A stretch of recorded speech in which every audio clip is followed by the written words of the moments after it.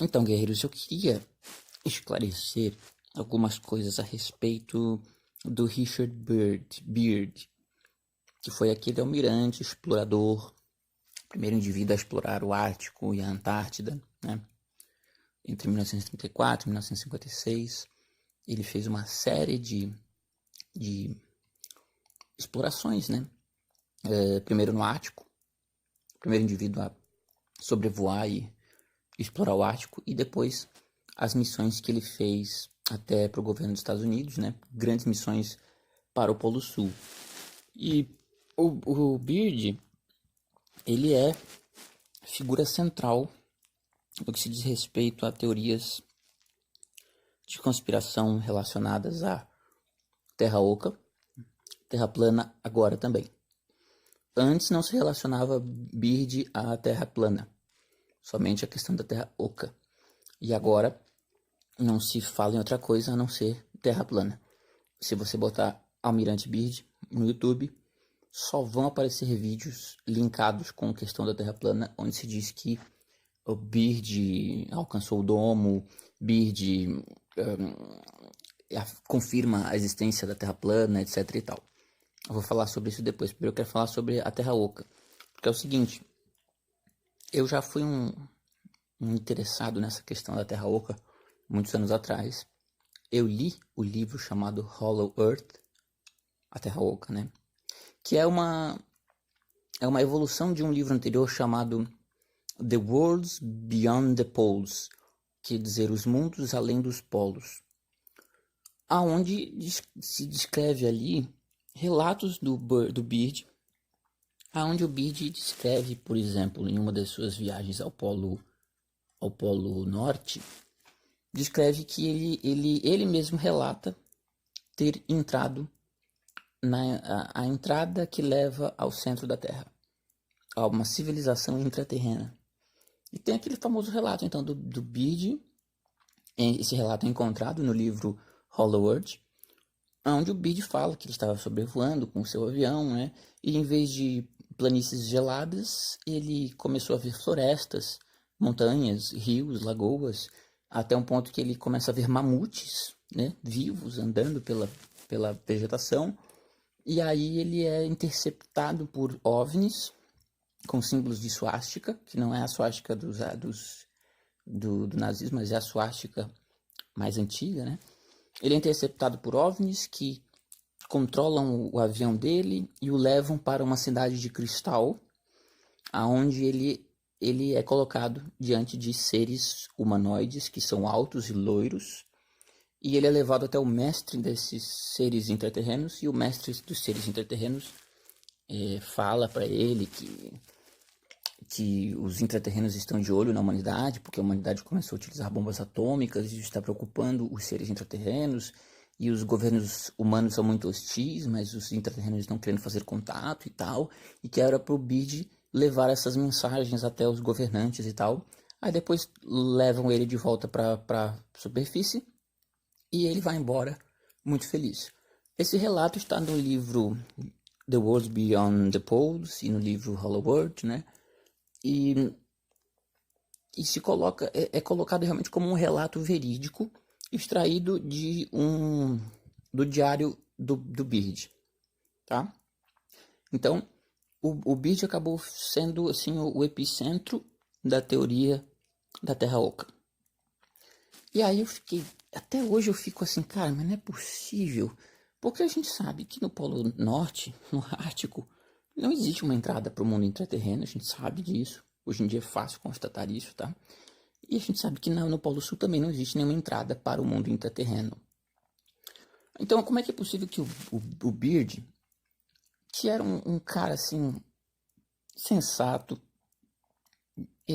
profissional, um grande explorador, sempre foi muito conciso nas suas ideias, que, né, um indivíduo realmente sensato. E aí fica sem coerência.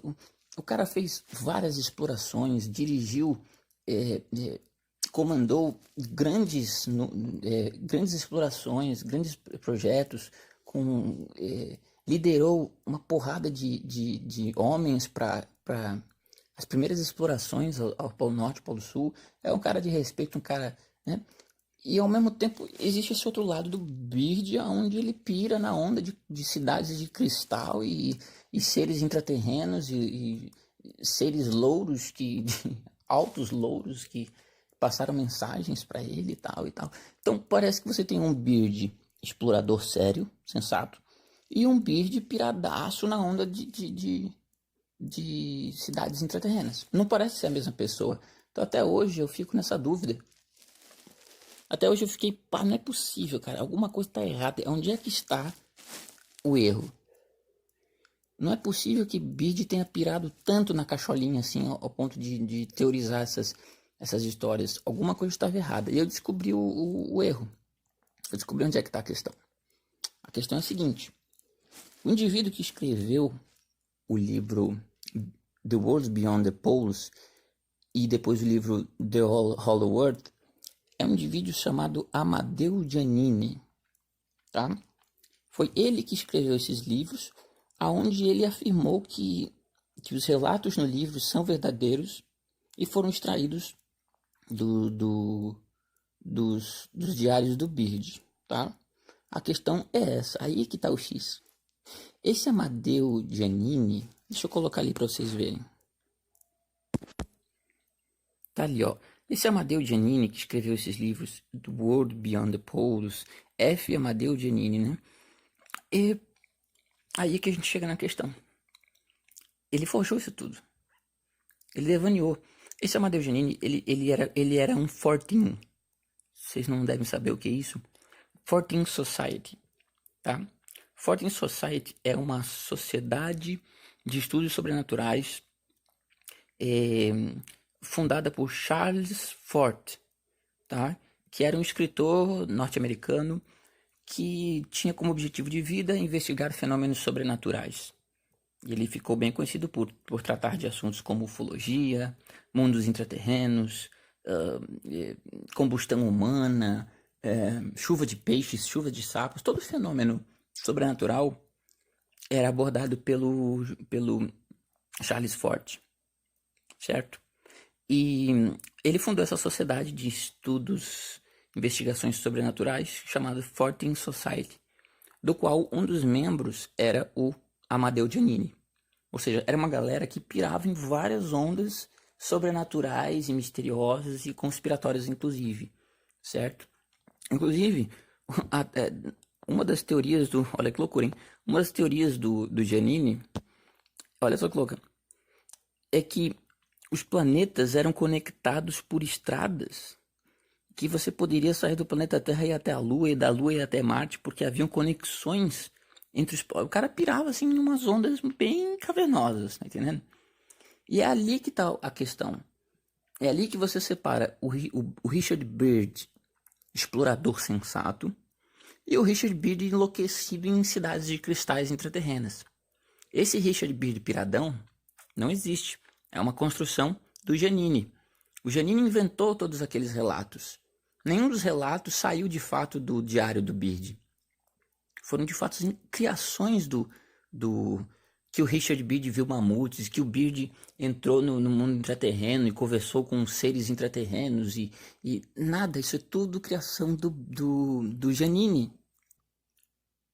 Tá certo? Então, essa história de Terra Oca, de mundos intraterrenos, não tem nada a ver com o Richard Byrd, o explorador dos polos. Tem a ver com as fantasias criadas por F. Amadeo Giannini, um membro da sociedade 14, certo? E agora, não podia ser diferente, né? Depois de usarem o nome do Byrd para fundamentar essas teorias acerca da Terra Oca, agora o Byrd também caiu na boca dos terraplanistas que estão utilizando o nome do Byrd para reforçar a ideia da Terra plana. Vamos dar uma olhada aqui.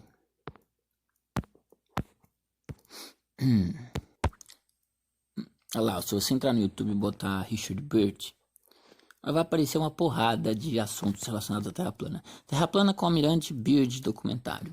Terra plana e o voo impossível para o sul. Terra plana, Almirante Byrd, Antártida. Almirante Richard Byrd, voo Antártida e Terra plana. Almirante Byrd viu a borda da Terra plana. Terra plana, entrevista com o Almirante Byrd. Richard Byrd comprovou a existência da borda. Essa história de que ele comprovou a existência da borda é porque existe uma única entrevista do Byrd, aonde ele fala na borda. Quando ele fala na borda, ele estava falando sobre a barreira de gelo dos icebergs, porque foi o primeiro contato que ele teve com a Antártida, foi quando ele chegou naquela, sabe aquele paredão de gelo, que são a ponta dos icebergs, a lateral dos icebergs, né? É como se fosse uma borda, mas não a borda da Terra, como, dizendo que, a Antártida seria uma borda em volta do plano. Ele não está falando desse tipo de borda. Quando o Byrd fala em borda da Antártida, ele está falando da borda, ou seja, do paredão de iceberg que existe ali, tá entendendo? Que foi o primeiro contato que ele teve, foi o paredão de gelo, que ele designou como borda porque de fato é a borda do continente antártico, mas não é a borda em volta do planeta Pizza, tá entendendo? Deixa eu botar aqui só para dar uma olhada. Give full credit. They did not hesitate to risk their lives at their job. Now the North Pole is the center of a deep ocean, whereas the South Pole is the center of a high plateau, which averages 7,000 or 8,000 feet in altitude. There is no life whatever beyond the edge of the world. Aí, viu? É aí que ele fala que não há nenhuma vida além da borda do mundo. Quando ele está falando borda do mundo, ele está falando da barreira de gelo que forma aquela parede de iceberg, tá entendendo? Disso que ele está falando. Ele não está admitindo aí, nessa fala dele, que a Antártida é uma borda em volta de uma pizza. Não. Ele sabe muito bem a configuração geográfica do planeta. Ele era um grande explorador. Explorou o norte, como ele aponta para cima no mapa. Explorou o sul, como ele aponta no mapa para baixo, né? Ele sabe a configuração real do planeta. Ele não está afirmando que a Antártida é uma borda uma borda em volta do planeta Pizza. Não.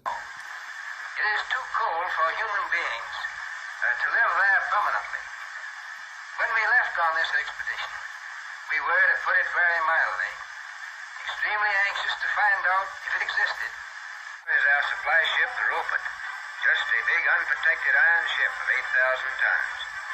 Here is our icebreaker, the Bear, which we took as a protection for the personnel of the Rupert, and also to use exploring in dangerous ice areas.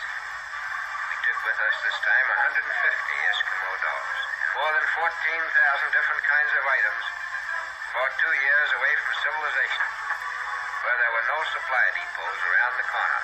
Day followed day, week followed week, as we penetrated the great Pacific. We headed straight south, and here we have an ordinary unprotected iron ship, sailing in seas no ship had ever been in before since the world began. It wasn't that we were any better than our predecessors. We simply had a more open ice here.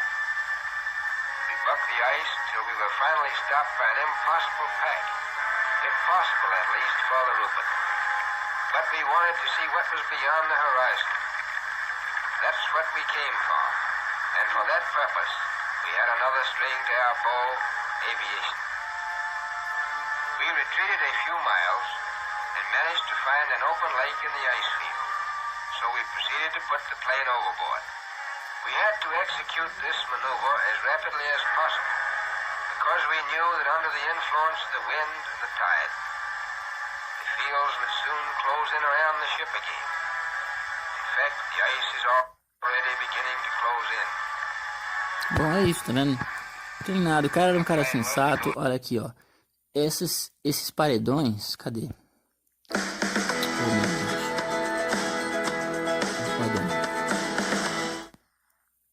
Ali, ó. Esses paredões de gelo é o que ele designa como borda.